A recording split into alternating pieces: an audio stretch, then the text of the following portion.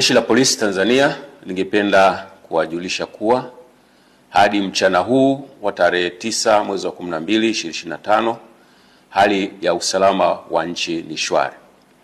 Vyombo vya ulinzi na usalama vinaendelea kuimarisha usalama nchini sambamba na kulinda maisha ya watu na mali zao.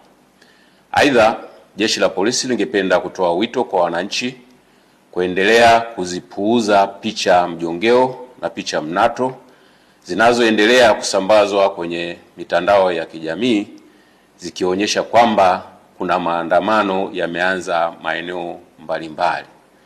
Taarifa hizo sio sahihi. Wanatumia picha mjongeo na picha mnato za matukio ya nyuma kama vile ya tarehe 29, tarehe 30 na tarehe 31 mwezi wa 10 2025.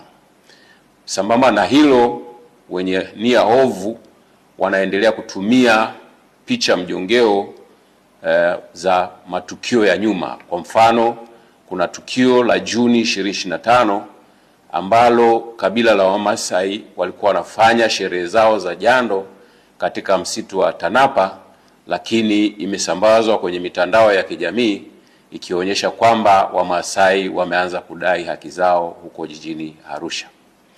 Tunaendelea kuwahimiza Watanzania kuendelea kuzipuuza picha za aina hiyo kwa sababu zina lengo la kuwahadaa kwamba kuna maandamano yanafanyika.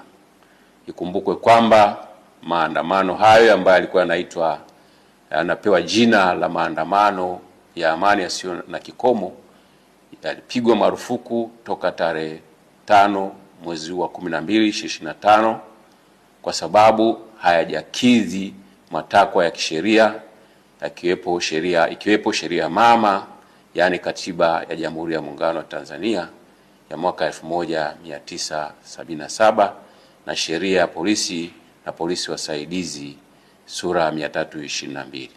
Aidha, tunatoa wito kwa wananchi waendelee kufuata sheria kwa ajili ya usalama wetu sote.